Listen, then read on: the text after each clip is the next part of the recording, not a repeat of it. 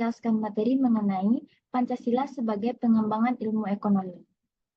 Pancasila sebagai dasar ideologi dan falsafah bangsa Indonesia tidak hanya menjadi panduan dalam kehidupan berbangsa dan bernegara, tetapi juga dalam pengembangan berbagai disiplin ilmu, termasuk ilmu ekonomi.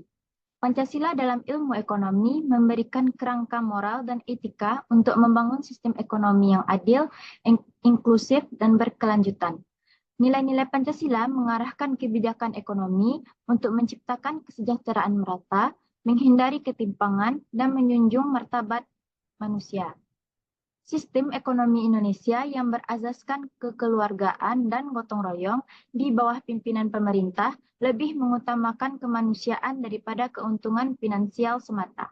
Prinsip dasar sistem ekonomi ini mencakup kemanusiaan, nasionalisme ekonomi, demokrasi ekonomi, dan keadilan. Sasaran pokok ekonomi kerakyatan meliputi tersedianya lapangan kerja, jaminan sosial, distribusi merata kepemilikan modal, pendidikan gratis, dan kebebasan untuk membentuk atau bergabung dengan serikat ekonomi. Baik, saya akan melanjutkan penjelasan yang dijelaskan oleh teman saya tadi.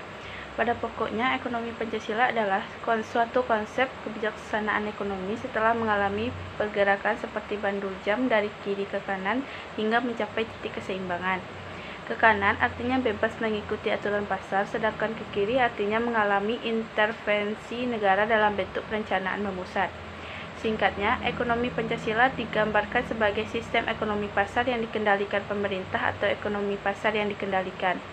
Kebutuhan ekonomi dalam membangun masyarakat merupakan bagian mendasar dari nilai-nilai sosial dalam kehidupan negara, sehingga konsep pendidikan ekonomi Pancasila harus dikembangkan dan dipelajari oleh semua warga negara untuk mendapat mengelola seluruh sumber daya yang dia punya. Idealnya, sistem ekonomi Pancasila adalah sistem ekonomi yang dijiwai oleh ideologi Pancasila, ekonomi nasional yang merupakan usaha bersama berdasarkan kekeluargaan dan gotong royong di bawah kepemimpinan pemerintah Indonesia.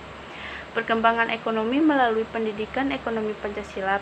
Pembangunan ekonomi dalam negara tidak lepas dari peran serta warga negara dalam mengelola sistem perekonomian. Pancasila sebagai dasar negara Indonesia bukan hanya sebatas rumusan ideal, tetapi juga panduan fundamental dalam berbagai aspek kehidupan, termasuk dalam pengembangan ekonomi ataupun ilmu ekonomi. Nilai-nilai luhur Pancasila menjadi kompas atau petunjuk moral dan arah pembangunan ekonomi yang berkelanjutan dan berkeadilan bagi seluruh rakyat Indonesia.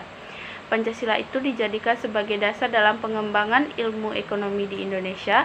Hal ini dikarenakan di dalamnya terdapat nilai-nilai yang sangat diperlukan dan sangat mempengaruhi perkembangan ekonomi di Indonesia.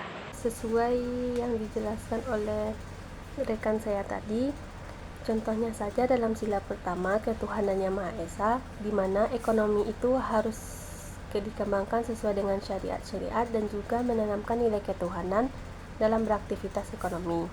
Etika ekonomi atau berbisnis yang berlandaskan nilai-nilai agama akan dapat minimalisir adanya praktik-praktik kecurangan seperti korupsi, kolusi, dan nepotisme, serta dapat memaksimalkan rasa tanggung jawab terhadap sesama dan alam semesta. Sila yang kedua, kemanusiaan yang adil dan beradab, menuntut agar setiap kebijakan ekonomi menghormati hak asasi manusia dan martabat manusia. Sila ketiga, persatuan Indonesia, menggarisbawahi pentingnya integrasi nasional dalam pembangunan ekonomi. Pembangunan ekonomi harus inklusif, memperhatikan potensi dan kebutuhan setiap daerah.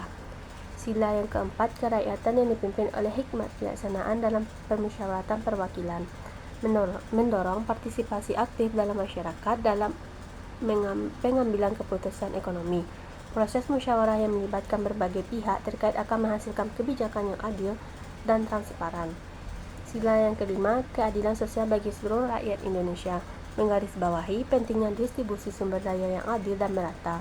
Dalam konteks ini, kebijakan ekonomi harus dirancang untuk mengurangi kesenjangan sosial dan ekonomi, memastikan bahwa semua lapisan masyarakat mendapat manfaat dari pembangunan. Kebijakan pengembangan ilmu ekonomi dan teknologi di Indonesia telah memperhatikan aspek kesejahteraan rakyat dan kemakmuran bangsa, serta telah meningkatkan kemampuan produksi dan daya saing bangsa Indonesia. Analisis fenomena dan kebijakan yang telah disebutkan oleh rekan saya tadi telah menunjukkan bahwa pengembangan ilmu ekonomi dan teknologi Indonesia telah berjalan sesuai dengan konsep Pancasila. Kebijakan tersebut telah memperhatikan aspek kesejahteraan rakyat dan kemakmuran bangsa ini, serta telah meningkatkan kemampuan produksi dan daya saing bangsa Indonesia. Dasar hukum yang jelas tentang kebijakan ini adalah Undang-Undang Nomor 20 Tahun 2008 tentang Sistem Keuangan Indonesia yang menekankan pada pentingnya pengembangan sistem keuangan yang stabil dan efektif untuk meningkatkan kesejahteraan rakyat dan kemampuan bangsa. Dan juga Undang-Undang Nomor 17 Tahun 2007 dan juga Undang-Undang Nomor 25 Tahun 2007 tentang perbankan. Jadi dapat disimpulkan bahwasanya pengembangan ilmu ekonomi di Indonesia telah sesuai dengan konsep Pancasila dengan fokus pada kesejahteraan rakyat dan kemampuan bangsa. Kebijakan ini telah memperhatikan aspek kesejahteraan rakyat dan kemampuan bangsa serta telah meningkatkan kemampuan produksi dan daya saing bangsa Indonesia dengan dasar hukum yang jelas dan kebijakan yang jelas juga.